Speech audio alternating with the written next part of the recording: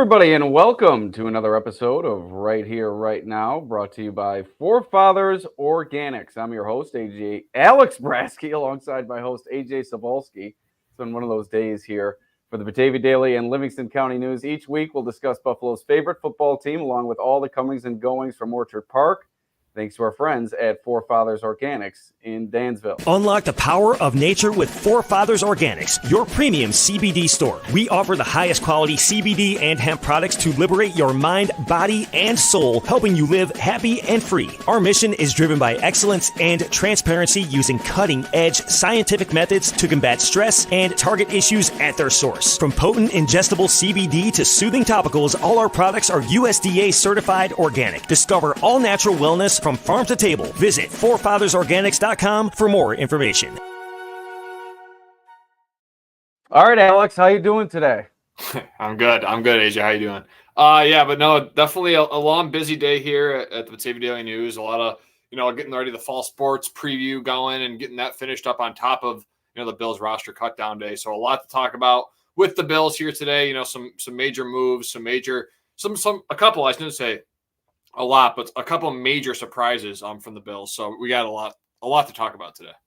Yeah, and let's just kick it off with a little bit of a surprise, but a pleasant surprise for many. The hometown kid, Western New York native, Lancaster legend, Joe Andreessen makes the Bills' initial 53-man roster. And I heard you watching the video on your phone just before we went on air here of Coach, I believe his name, Eric Rupp of Lancaster, announcing to his team that one of their own, Joe Andreessen, has made the Bills 53-man. And what inspiration for those young high school players. You know it as well as I do. We've talked to these kids this year, in the past, and those are the players that these kids look up to, the players that have that rookie tryout, come out of nowhere and make the team. When you play football in New York, you're not necessarily the most sought after when it comes to Division I prospects, but look at what Joe Andreessen has turned his career into, now making the team after, like I said, a rookie tryout. An incredible story, not only for those kids at Lancaster, but Bills Mafia, everybody paying attention to what he's done. Yeah, what a significant development for this kid coming out. Again, we really didn't discuss much of him, Andreessen, throughout the first half of training camp. And even after the first preseason game, there wasn't much talk about him. And then he comes out on fire and delivers that performance where he just really shows that he has, the gap integrity, the instincts kind of to play the position. And, 24-year-old, he's actually older than Dorian Williams, which is kind of crazy. So a bit older, but, that's still, he still chased the dream and got it done. It doesn't really matter how old you are. He's on an NFL roster. Again, my dad, a Lancaster grad. So I know we talked about in the previous episode, so he's probably thrilled as well. But overall, a great story. I think it shows people that you really can do anything. Anything's possible. I think it kind of doesn't make up for, but there were a lot of Bills fans that have clamored for the Christian Wades of the past and the Raheem Blackshears and those kind of cool stories that didn't really quite work out. Andy Isabella last season, a guy that really, some thought would make the initial 53. But Joe Andreessen, the hometown kid, is the guy that I think, there was kind of a lot of hype for, but it actually, went through with it. And Bills fans, the Bills ended up keeping Andreessen on the team. And it's just overall, what a great, story. And for the player himself, I mean, you can't really pass up an opportunity to play on your hometown team you rooted for. There's pictures floating around out there of him, at Bills practices growing up and kind of playing with that team. So just the heartwarming story for a guy that truly does deserve it and really did prove to the Bills and to himself that he can really do it at this level and do it for, hopefully the majority of the regular season. Yeah, that 12 tackle performance against the Steelers where he was all over the field, tackling Justin Fields in space. And then he followed that up with not as shining of an effort against the Carolina Panthers. I think he was involved on that touchdown from Bryce Young. I think he had something to do with that, maybe a little bit of a miscommunication between he and his linebacker mate there in the middle. But another 8 tackles in that game. And like you said, he's proven that he belongs. And you can't deny those instincts. And Sean McDermott said it in his comments right after that Steelers game. Just his ability to find the ball is undeniable. And that's a great trait to have as a linebacker. And we know Coach McDermott a little biased towards former wrestlers. And I have to admit, I am myself as well. I think that plays into it. Just that never say die attitude that you get from the wrestling mat can really translate over onto the football field. And you see that with Andreessen, play in and play out, just never gives up on the play, fighting through blockers, and just doing what was at one point the unthinkable here, making the Bills' 53-man roster. But let's move on to some surprises, some more surprising matters, AJ, and some surprise cuts. You have Tyrell Shavers, the wide receiver, who really came on strong during training camp, all over the field, but his preseason performance didn't really match what we saw from him on the practice field. A couple of special teams penalties against the Steelers. That's an area that he had to prove himself if he hoped to make this roster. And then that play against the Panthers, that ball lofted up by Ben DiNucci in the left side of the end zone, and looked like he slowed up on the play. Either way, not able to connect on that, and that's a ball that you have to have if you're hoping to make the team. So I'm not sure if those individual plays are what put it over the edge, or if it was just the overall evaluation of the player. But Tyrell Shavers off the roster, KJ Hamler off the roster, but obviously the bigger surprise is Shavers. Yeah, and I think it says a lot about what the Bills have done this offseason with, signing on MVS, Matt Collins, two veteran guys that, we were talking back in April, May about those two guys being locks. And then, you kind of felt Hollins kind of surged, and he really made a name for himself, made multiple plays in the red zone portion throughout training camp, and was just overall very consistent with his hands and a really good receiver for this team in terms of that depth role that he's going to be asked to do, along with the run blocking and special teams aspect of his game. And then the MVS, he kind of went the other way, right? So that I think that kind of left the door open for a Tyrell Shavers to make the team. That Ben DiNucci play, he did stop running, but as a receiver, if you beat a defensive back as bad as Tyrell Shavers did, he left him in the dust, right? Put on a double move, kind of left him in the dust. And DiNucci, I thought he could have put a little bit more, realized that Shavers beat the guy so badly, could have just kind of maybe Shavers was expecting kind of a higher arcing throw from the quarterback, because he just left the corner in the dust. So I think it's on both there, but that was definitely one play that stood out. But I really thought that Shavers, based off of preseason performance and training camp performance and what I saw, I thought he was deserving more than an MVS. Now, again, that goes into MVS has that veteran presence, that experience. You're more likely to see Tyrell Shavers fall through the waiver wire, right, and end up back on the practice squad. So that's also a major factor. I think you can get Tyrell Shavers back on the practice squad. I don't really think he's that big of a name and that big of a commodity right now for teams to really want Tyrell Shavers, again, an undrafted free agent. But I think he's shown enough where I think they might want to bring him back. Let him see how he fits on the practice squad. If they need him in a pinch, call him up, see what he can do. But definitely a shock, I think, for some. And I think his versatility, what he brought, many people had Shavers on their final 53-man roster projection. You did not, Alex, over on the dailynewsonline.com. So you were right there with Shavers. But, yeah, I think all in all, just close to getting that one right if they held on to Hamler, because that's who I kept instead of Shavers. If they would have held on to Hamler, I would have been hanging on the rim all afternoon. Right. Yeah. So I'm not going to say I disagree with the Shavers thing, because again, at the end of the day, you're not going to get back an MVS through the practice squad. He's not a guy that's going to be willing to do that in his career. So hopefully it all works out for the Bills and they can get Shavers back in the practice squad here in the near future. Other receivers released by the Bills: Justin Shorter, Andy Isabella, Xavier Johnson, Deion Kane. The Bills are going with 5 wide receivers to enter the season: Khalil Shakir, Curtis Samuel, Matt Collins, Keon Coleman, and Marquez Valdez-Scantling. Samuel and Valdez-Scantling, entered the season with injuries, but Sean McDermott would not rule out either player for week 1. Samuel dealing with the turf toe injury, Marquez Valdez-Scantling dealing with the neck injury, so we'll continue to monitor that.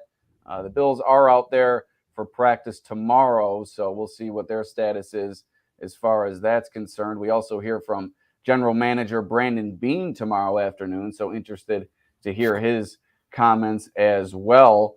But yeah, the Bills going with 5 wide receivers. Just your thoughts on that. And did you think for a moment they were going to keep Hamler there? Like I said, he was the one I kept on my final 53. And you're never going to be 100% right in these situations. But when you make calls like that, it's always exciting when I shouldn't say exciting, but it's always intriguing when you're on the borderline of being right. Certainly don't want to have it at the expense of any player losing their job, such as Tyrell Shavers. They do hope to get him back on the practice squad. But as I said, I did not have Hamler. Many did have Shavers, but your thoughts on that decision just to let Hamler go as well, and the overall decision keeping 5 wide receivers? Yeah, first off, Susan, thank you for tuning in. They have not sucked for years. They're 4 straight AFC East titles. But hey, any views of you, I appreciate you tuning in. We're talking some Bills roster cut down day here, right now. So looking, again, thanks for tuning in. But anyway, yeah, this Bills wide receiver decision. I mean, I think when you saw the Shavers, decision to release him earlier in the day from Ryan Talbot, first to report from Syracuse.com, I think my mindset was, well, if they're going to keep six, it's going to be Hamler because, again, I think we've already talked about it on this show extensively. You never really felt like Shorter, Xavier Johnson, Andy Isabella, like all these guys, Brian Thompson, all the names that have really graced the roster. Chase Claypool, was a guy that was in contention at one point. You never really felt like any of those guys really made an impact to make a statement to make this roster. And it really only felt like KJ Hamler, his versatility, I thought, with the Curtis Samuel injury and what he could provide is he was in the backfield on Saturday, right? He's just a gadget guy. He can beat you deep. They used his speed a lot during training camp in terms of the quick screen usage, and I thought he did really well there. So I thought with his speed and versatility, as well as maybe that depth returner, say Daequan Hardy goes down, who again we'll get to that in a little bit. I don't want to spoil it too much, so I'll just leave it there for now. I think with KJ Hamler, you just get a lot of that versatility. I was surprised by it, but I think, Alex, one major takeaway from what you just said about, with the safety position and the wide receiver position is it seemed really doom and gloom right there for that safety and wide receiver position in terms of injuries. They now enter with 5 receivers and they kept 5 safeties, right? So you're really looking at maybe not so bad, and maybe they survived that little first wave of injuries just based off the fact of what Brandon Beane had decided to do today. And all in all, again, I think the 5 wide receiver thing was a little bit surprising, but they did it last year, and I think they're confident with those 5 guys and what they have. Yeah, and the talk of the afternoon before the Bills announced their final cuts was the wide receiver from Houston, Noah Brown. What are your thoughts on Noah Brown, AJ? I know you're a big Senior Bowl draft guy. Myself, not as much. He wasn't really as much on my radar immediately when he became available, but a lot of Bills fans clamoring for Brandon Beane to get on the phone with his agent. What are your thoughts there? Yeah, give credit to Cover One there for the Noah Brown stuff early in the offseason because they did a really good job of kind of diagnosing what he did and stuff. So I think Noah Brown is a plus add for this room, and it will be interesting to see what they do if they do decide. Tim Patrick, actually a guy that, had some success, just signed with the Detroit Lions. So he's a guy that's already off the market. But there's Terrace Marshall Jr. From Carolina who's played with Joe Brady. Can he be a guy they bring in as the 6th guy? So I don't know if they're done at the wide receiver position. You'd think, right, that last year you felt like they kept 5 because they had Diggs and Davis and they were already established guys, and there wasn't really a need for that much depth at the receiver position. But with this year, I feel like you have so many question marks that maybe, adding a 6th receiver wouldn't be too bad. But all in all, I think Noah Brown would be a plus blocker and a plus receiver for this team. I think he's got good hands. He's a dynamic route runner. And as what he's asked to do, he's a great depth piece for a wide receiver core. I think with Houston, he was just kind of, he fizzled out there because of the fact that Tank Dell, Nico Collins, John Mechie, Stephon Diggs, there's just so much talent in that wide receiver room over there. Took you a while to get to Diggs there, AJ. Yeah. Hey, again, he could be like, it's weird because I just did a fantasy draft the other night, and like he could go. Like he's going like right around where Tank Dell and Nico Collins are going, but it's all like it's just so random with that unit this year because who knows who's going to be like the alpha in that room because there's so many questions and so many uncertainties with all the new pieces over there. But yeah, all in all, I think the Bills could add a receiver, Noah Brown being one of them, and I like what he could bring to the depth of this wide receiver core if they do go ahead and bring him in. We're going to thank our sponsor quickly, Forefathers Organics in Dansville.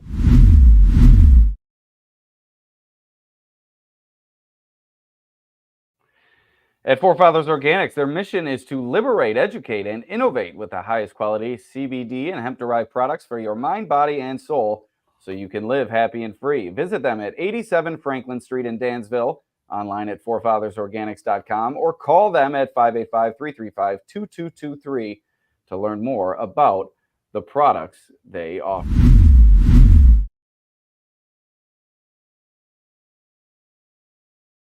All right, AJ, a couple other surprise additions to the roster: Casey Toohill and Nicholas Morrow, 2 players that you did not see hide nor hair from during the preseason, Morrow and Toohill both returning this past week, leading into the final preseason game. They both make it despite, like I said, no action. And you lose a Kingsley Jonathan. You let him go, a player who's been in your system. That's been widely discussed on social media since the final 53 was announced. It looks like the Bills are going with what they say the back of the baseball card here, to go with a baseball term, with Casey Toohill and Nicholas Morrow. Two veteran players, two players who have put plenty of NFL game reps on film for them to rely on. And it just points, and I tweeted this out, it points to how little the preseason and training camp means when it comes to evaluating veteran players. I think that's primarily used more so for unproven commodities, more so than players like Morrow and Toohill, who, like I said, have played snaps in this league. And listen, the Bills are going through a transition at linebacker with the Milano injury, moving up Dorian Williams into the starting slot and looking to fill some of that depth. And Morrow was one of the players you brought in through free agency, and kind of similar at the edge rusher position. You bring in a Casey Toohill. You didn't see anything from him from the preseason, but the Bills still comfortable seemingly with these veteran players, keeping them on their 53-man roster over a player like Kingsley Jonathan. Yeah, I mean, if you really like dissect it with the Kingsley Jonathan and Casey Toohill, like that's probably what the decision came down to, right? And I felt like Kingsley Jonathan was a guy, again, undrafted, right, from Syracuse, had some success his first year, appeared in a lot of games, was taken by the Bears last season, then ended up back with the Bills later in the year. So I think Kingsley Jonathan was just a guy that, again, he had opportunity, and I felt like he never was able to make the most of it. And Casey Toohill, like you said, sometimes it is an experienced league. Why do you think MVS, was probably a lock all this time when we were sitting here trying to really critique his game, which me more so, because I just don't really know how confident I am with MVS. And a guy like, so again, it's all over the place there with that decision. I don't really know what truly went into it, but Casey Toohill does get the nod. I think, again, 5-sack season last year, and I think he's a guy that can maybe bring some rotational depth to this unit and maybe some experience. We'll see what happens. And then Nicholas Morrow, I always felt was more plausible for me because of the fact that the injuries at the position throughout camp, Balen Spector going down, Ula Foshio dealing with an injury at one point, Matt Milano, obviously, with the bicep injury, and it really felt like they didn't have that much veteran experience in that room. I know Bernard's played in the system for a year, but what true leadership and experience have they had in that room? I feel like Nicholas Morrow fills that out. They probably felt like he had more juice left in the tank than a Deion Jones, who was released on Sunday.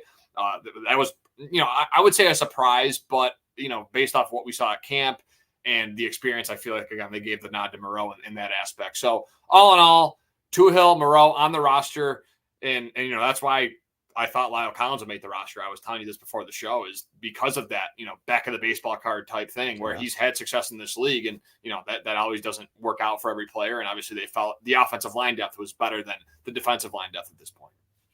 And you just tweeted probably another of the shocking moves of the day. Daequan Hardy does not make the 53-man roster, and there have been rumors that he may be dealing with an injury, and maybe that contributed to his failure to make the roster. But by all accounts, and by my view and yours, I'm sure, he looked good during the preseason in training camp, both in coverage and a little bit in the kick return game, a little bit hot and cold in the kick return game, making some questionable decisions, fielding the ball inside the 5-yard line. Sean McDermott was encouraged with his performance in that regard this past week against the Panthers, but I would be shocked if we don't hear about Hardy dealing with an injury in the coming days, because I'm not sure how he doesn't make this roster if it's not for some sort of ailment that he's dealing with currently. Yeah, it makes no sense to me. And like Bill Took says in the comments, Bill, thank you for tuning in on YouTube. Hardy is the biggest stunner. I would totally agree with Bill on that take, because they really did utilize him, Alex, everywhere. I think you saw him, on the boundary, right, in the slot position, as a punt returner, moving him around the box, guarding tight ends, guarding receivers. So they were really doing everything, with Hardy, and that's like the prototypical, late day 3 pick, kind of undersized, a little bit smaller, maybe not athletically gifted, but in terms of like those, physical height and weight, probably a little bit undersized for a typical NFL cornerback, defensive back. And it felt like Sean McDermott and his staff was just, bringing him along like he was one of these, day 3 steals like a Dane Jackson or a Taron Johnson of the past. And he was really trending up. And I thought everything I saw during preseason, watching over the film, from some clips that he's shown, that he's produced, not just in punt returning, but on the defensive side of the ball, I just thought that versatility Sean McDermott would not pass up. So again, there might be something more going on there. Like you said, there's been some murmurs about an injury. John Roberts here says, I did hear Hardy was injured, but I didn't hear how. Yeah, it feels like our guy Thigh Doctor on Twitter broke down some film. He believes it could be a shoulder injury, but like you said, we're not doctors. We're uncertain of the nature. I'm not sure, but I believe that we may learn more in the coming days. Yeah, so we'll see. That's to be told. I guess we're not really sure right now, but. Again, Daequan Hardy just seemed like the prototypical Sean McDermott guy, and everything he put on the tape and everything he did was revealing of that. I thought he's done exactly what he's been asked to. There's been a couple of questionable decisions, but he's a rookie, right? And then especially when you saw KJ Hamler get released, I felt like, oh, this is a sure sign that Daequan Hardy won the punt return job and all that. So it was a shocker. Definitely the biggest stunner of the day, like Bill said, but. We'll see what the Bills do and what direction they go in. I know they made a trade today, so maybe we can get to that quick. But yeah, that's all I have on that. Yeah, and thank you to Buffalo John for the comment as well. And yeah, I obviously the trade that the Bills made today corresponded with the release of Hardy. They bring in a new kick/punt returner in Brandon Codrington, a rookie who had a 63-yard return for the Jets earlier this preseason. Had a nice preseason for the Jets. Returning the ball, averaged over 17 yards per punt return and over 19 yards per punt return for North Carolina Central University this past fall. So this is a player with a lot of return talent. I think he's going to fit right in as the team's top return man. That's not something you really need to get acclimated into a system or anything like that. They saw what they liked from him, or they liked what they saw from him on film. And they bring him in. They a late round pick swap in 2026. I think I have it here, the exact terms of that deal. 2026 7th round pick from the Jets for a 2026 6th round pick. So kind of an inconsequential deal in terms of draft capital going one way or the other. But you bring in a bona fide returner, somebody who's shown they could do it with this new style return during the preseason. So certainly encouraged in that regard, but still kind of questioning that release of Hardy.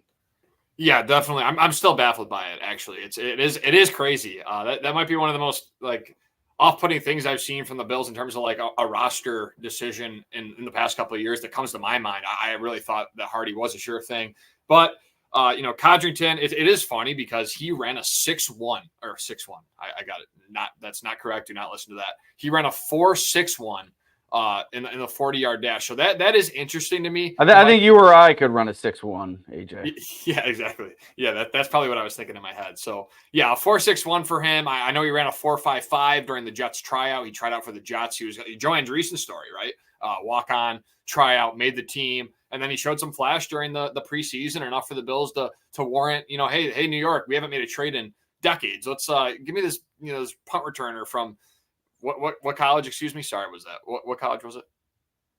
North Carolina Central. Yeah. So bring over this punt returner that you just had for a tryout, and let's make a trade for the first time in decades. So it was surprising, but like you said, it's a return job. The Bills better hope it works out because if it doesn't, Bills fans will be clamoring that they made the wrong choice. So hopefully that with the experience in college and what he's done already throughout the preseason, Codrington can fit right in and be that return guy that the Bills, do desperately need now with the new kickoff rule and all that. So it's a whole new telltale for the special teams unit, and hopefully Brandon Codrington can fit right in. Yeah, Sal Capaccio on Twitter makes a good point. You can't release an injured player, so maybe the injury to Hardy not as severe as many were led to believe just based on the pure shock in his release, but we'll have to continue to monitor that, see if and where he lands. Perhaps he lands on the Bills practice squad, which still has yet to be decided. A lot of these players we've discussed having been cut,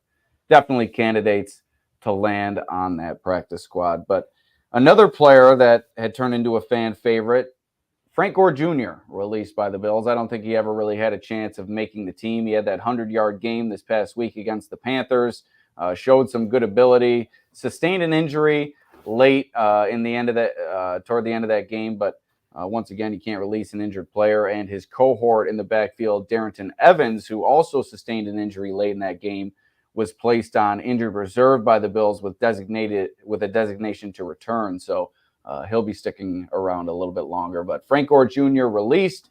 That ends that story here in Buffalo, at least for now. Maybe we see him return to the practice squad. A lot of times in these type of situations, you see these running backs released by teams come right back to the practice squad. League is so flush with running backs that a lot of times these teams just bring back whoever they had initially and don't really peruse the market as much as they would at other positions. But kind of disappointing to see Frank Gore go. It would have been a great story. His father previously playing for the team, perhaps a future Hall of Famer, but the team moving on from Gore Jr. Yeah, I think as NFL general managers are sifting through the releases today, over 1,000 players released, right? So you're looking and you see a Frank Gore Jr. That, will the name get him on another practice squad or another roster? Do you think that, maybe not, but I'm just putting it out there that, like John Roberts has here, like we were kind of thinking on the same page. Frank Gore Jr. may get poached, and you see a name like that and what Frank Gore Jr.'s father, Frank Gore, did in the NFL leads you to believe that maybe someone else might be interested in him. So I think with all these NFL general managers sorting through what they're, trying to do here, a lot of players, probably take some time. They got to recollect themselves. Not only do they got to make decisions on their practice squad and cutting down to 53, then they got to get right to, picking up guys. Who can we add? Who can we steal from other teams that we like? So I think Frank Gore Jr. will return to the Bills practice squad, but because of the name, you might see him, get picked up by someone else. If not, it's going to be really an opportunity-based approach for Frank Gore Jr. I think the only way he can really see the field is with injury, because I think with Ty Johnson, I think he's in the realm of possibility for a kick return job as well as the RB3 job, and then you have the sure-handed Ray Davis and James Cook at running back 2 and running back 1. So all in all, I think Frank Gore Jr. has a long shot to eventually maybe make this Bills team, but overall, I think his NFL career is just getting started. Another player who really had a steady rise in the ranks throughout training camp and the preseason, tight end Zach Davidson, who was seemingly battling with Quentin Morris for that tight end 3 job for quite some time. But he was released by the team as well, another candidate for the practice squad. Quentin Morris dealing with a shoulder injury, so this points toward that not being significant in nature. As I said before, Sean McDermott not ruling out anybody but Matt Milano for week 1, so maybe Morris has a chance to return by then as well. Davidson had a lot of big plays throughout training camp, not as many in preseason games. Kind of a pass catcher and a pass catcher only. I don't know how much he can offer you in terms of special teams help. I think that's kind of what bit him in his battle to make the roster. Yeah, overall, Quentin Morris is just a more complete tight end, right, Alex? He's a guy that you can trust as a run blocker, in special teams, as a pass catcher. Even I thought he flashed throughout the majority of the preseason, going back and forth with Zach Davidson in terms of the receiving part of their game. So I liked what I saw from Zach Davidson. Maybe they can get him back on the practice squad. I'm sure he's a guy that they'd like to bring back. He's shown enough to me where you can maybe count on him and in a pass-heavy situation, if you really want to, get the ball throwing and Joe Brady wants to throw the ball with Josh Allen, that Zach Davidson could, fit in there. But overall, wouldn't expect too much to see Davidson this year. And I thought he had a good camp, but I'm not surprised with it. I always thought that Quentin Morris was the more complete guy, and the only way that Davidson was going to be on the final 53 was if they kept those 4 tight ends. And then at quarterback, Ben DiNucci released, and Mitch Trubisky not placed on IR. So with that knee injury, he trending toward a week 1 or prior return. He did not look good walking around with that knee injury this past week, but the Bills releasing DiNucci and not placing Trubisky on IR, that certainly makes it seem like he'll be back. Now, they could still trade pick up another veteran that's been released here on cutdown day. A lot of these third quarterbacks being let go by their teams and in hopes of some of them being re-signed to the practice squad. Maybe the Bills look at that market. Kyle Allen comes to mind. I'm not sure if the Steelers. He made Pittsburgh. He made the initial 53 man. Yeah. Okay. So that's one name that's off the list, but several more out there. I know I was also talking about Case Keenum, he's sustained an injury. He's been placed on injured reserve. So those two players familiar with the Bills, not necessarily options, but maybe they go elsewhere. However, kind of a surprise to see Trubisky not placed on that injured reserve. I thought almost for sure that we'd see him probably on that designated to return track as Milano is. Yeah, definitely a little bit of a surprise. There's this Bailey Zappies of the world that were released today. You were talking about him all afternoon. I know. You didn't tap me on the shoulder when the announcement was made or the report was made that Andreessen was staying with the Bills. It took me about 15 minutes to realize that happened. Hey.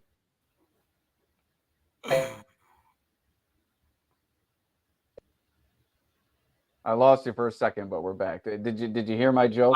I got the gist because you've probably been waiting to throw that at me all episode. So I think it took you 15 minutes, or it took me 15 minutes to realize about the Andreessen thing, but you're all over Bailey Zappi all afternoon. Yeah, so Bailey Zappi's a guy. PJ Walker is another Couldn't guy. Tap me on the shoulder, AJ. PJ Walker was another guy that was released. So those are a couple names that come off the top of my head. But I think the Bills could still be in that veteran quarterback market, looking around to see what guys were released today. But yeah, we'll see. John Roberts says maybe IR Wednesday for Trubisky. Yeah, there's still a lot to be. I think within the next 24 hours, still a lot to be determined. Yeah, and that's an important note. Joe Biscaglia alerted a lot of people to this earlier today. This is the initial 53-man roster. As teams sift through the free agent pool now, there's still some moves that could be made. There's obviously still players that could be placed on that injured reserve, so still plenty to follow in the days to come. Yeah, so a lot still to come, like you said. And again, I think the Bills could be in that quarterback market, but with the injury to Trubisky, we'll see how the week unfolds with that. And we're only 12 days away from week 1, baby. So we're getting really, really close here. Yeah, Jim Kelly days away from the Bills home opener against the Arizona Cardinals. A few more items of note. Offensive line, as you mentioned, the cut of La'el Collins opened the door for rookie Tylan Grable to make the roster. I had the Bills keeping 8 offensive linemen on my 53-man roster projection. I knew that was probably unlikely. Grable makes it as the 9th man in many people's eyes. So a little bit of a surprise there. Grable, an athletic skill set at the offensive line position. So I think they like him in terms of a developmental prospect. Yeah, Tylan Grable.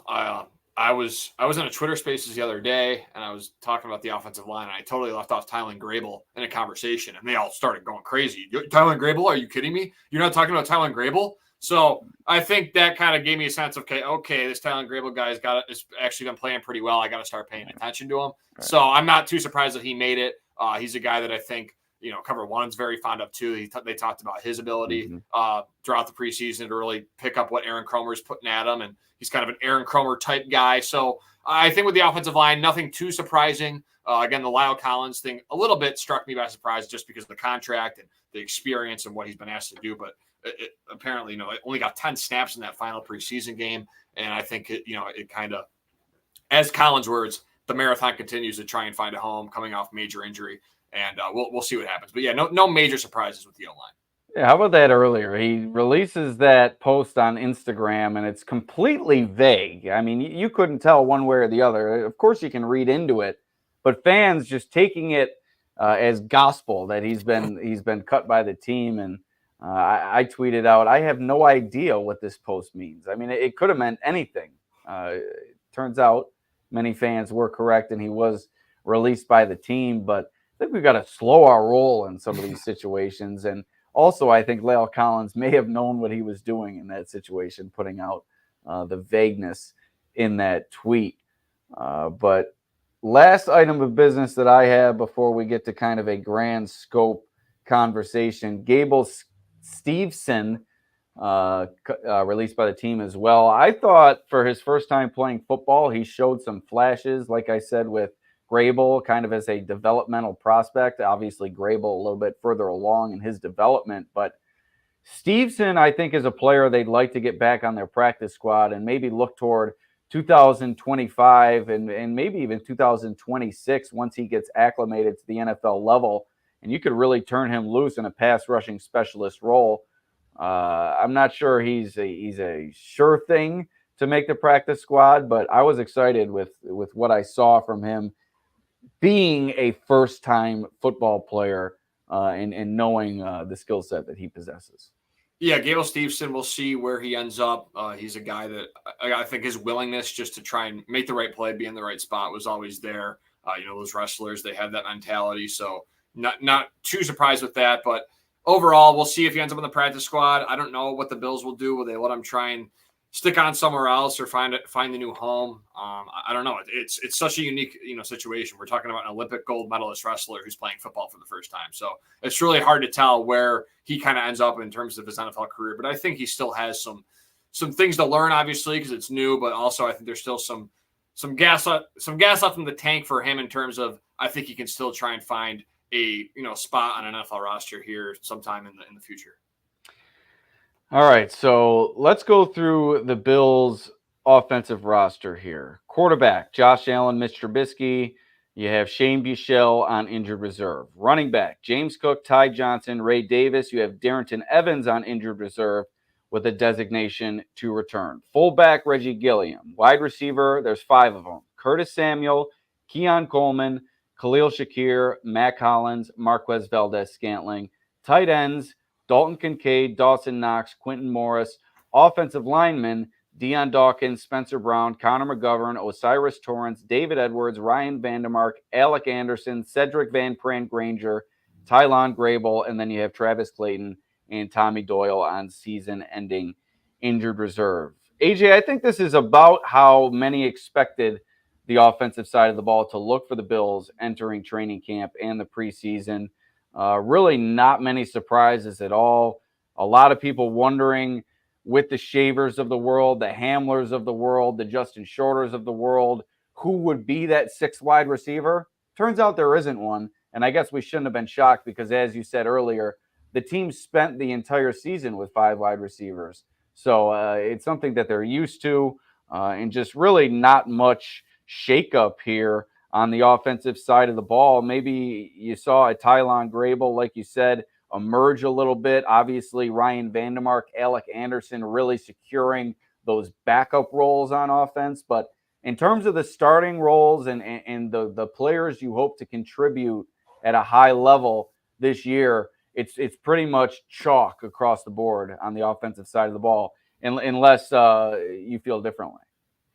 Yeah, no, I think exactly like you said. I think this was an offense that I think that, the most underrated part of this offense probably is the offensive line. I think their depth, Alec Anderson, Ryan Vandermark, Cedric Van Pran Granger, they have a lot of depth on this offensive line that I like, and I love. I think the starting unit's great too. I think you returned 4 or 5 starters from last season. You moved David Edwards to that left guard role, Connor McGovern to center. So I really like that offensive line. I think they can do great things. I think they can be versatile in the run game as well. I think they can really pound the ball with James Cook and Ray Davis this season. So that's a positive. And then I think just the overall arching factor with the 5 wide receiver thing is I think what the Bills have at tight end with Knox and Kincaid and what the Bills have in the running back room with Cook and Ray Davis in terms of pass catching ability, I think that also plays into the factor of why they only kept 5. I think they do have confidence there with that, those pass catchers in the running back room, in the tight end room. I think they bring that versatility. And I think you're going to see a lot of, 12 personnel, not a lot in terms of like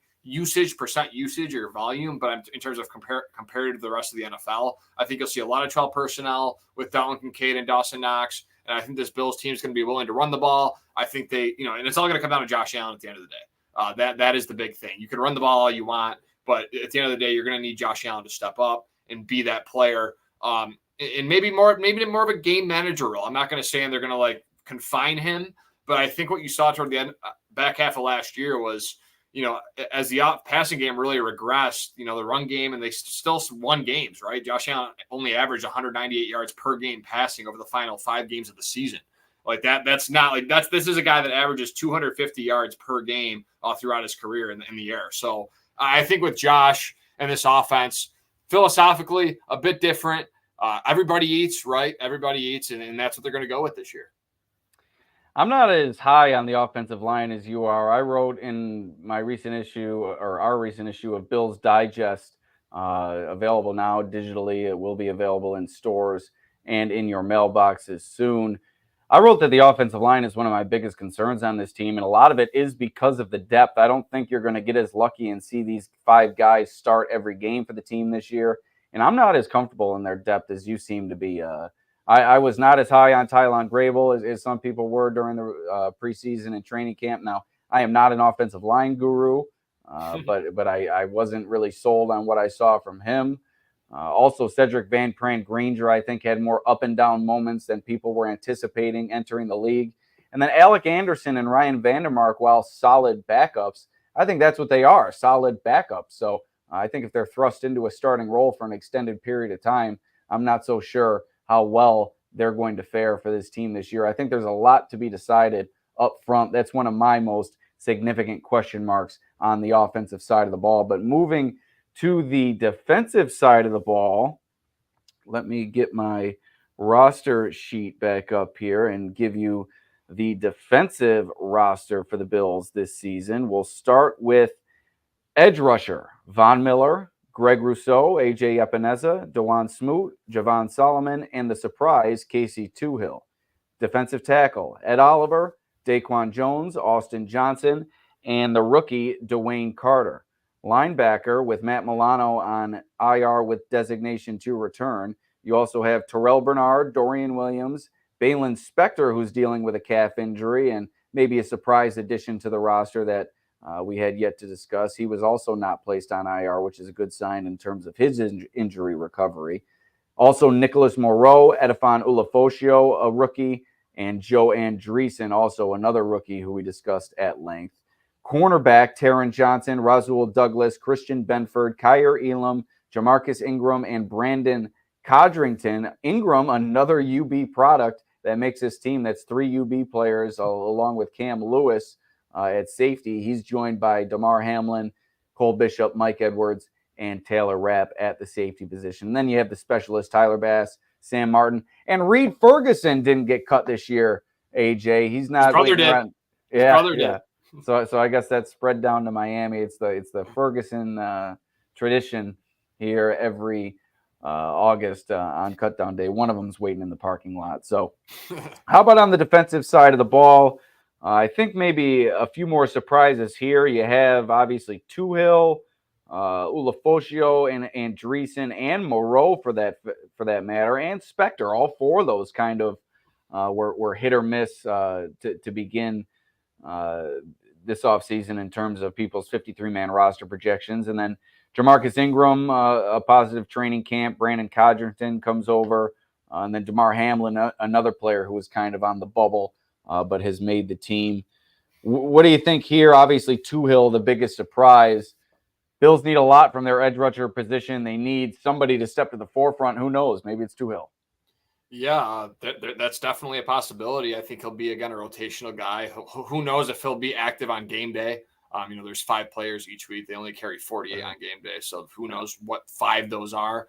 So I could see Toohill being a potential guy like that. Unless maybe Javon Solomon they don't feel confident enough in yet, but I think he's shown enough where they do feel confident with Javon Solomon's game. So overall, this defense, it really comes down to, I think the edge rushers are very important. What can you get from Greg Rousseau? And then in the back end, what do we have at safety? We have not seen Mike Edwards in the system yet. We have not seen Cole Bishop in the system yet. So what are those guys going to be? I think those 2 things. Then you have the linebacker concerns, but I think with Terrell Bernard there at the middle linebacker spot, you still have the captain of that defense there, that weak side linebacker, whether it's Dorian Williams, who I'm assuming is getting that spot, or a Nicholas Morrow, or whoever they choose to put out there week 1. I think you have some confidence with what you have there at the linebacker position still. Corners, again, I think are all set. I think you have solid depth with Kyer Elam and Jamarcus Ingram there at that spot. So I think you're all set there. And then, you have the versatile chess piece and Cam Lewis, who can really play anywhere on the defense, where you really can ask him to do anything. So I think this Bills defense with Bobby Babich can still be successful. I still project them to be, above average unit if everyone remains healthy, especially those key guys like a Terrell Bernard and a Greg Rousseau and an Ed Oliver. But overall, I think they got a lot of pieces. It's obviously a new look team, right, on the defensive side of the ball with the safeties gone, Trey White gone, Matt Milano injury occurring. So it's a lot of new faces, but this scheme has proven time and time again that when they need to get it done, they can get it done, especially in the regular season. I think my biggest concern on the defensive side of the ball is at edge rusher. I like what I've seen from Greg Rousseau and AJ Epinesa and Von Miller for that matter during the preseason and training camp, but it remains to be seen if Epinesa or Rousseau can take that next step during the regular season and produce a double-digit sack year, and whether or not Von Miller can stand the test of time and last a full season and be productive at that. Right. Let me move to our final question here, AJ, regarding the practice squad. If you had one player that the Bills released over these past few days, obviously some released on Sunday, many more today, who would you like to keep on the practice squad? I think my pick would be Zach Davidson. I've loved what I've seen from him all offseason, and the Bills really factoring those tight ends, into their game more so and more so. And the injury history with Dawson Knox, we saw him hampered last year. Hopefully he can make it through a full season this year, but you kind of need some insurance at that position. I'd like to see a Zach Davidson. I don't know about you. Maybe a Rondell Bothroyd. Is that a name that you're looking for on the practice squad? I'm not sure about that.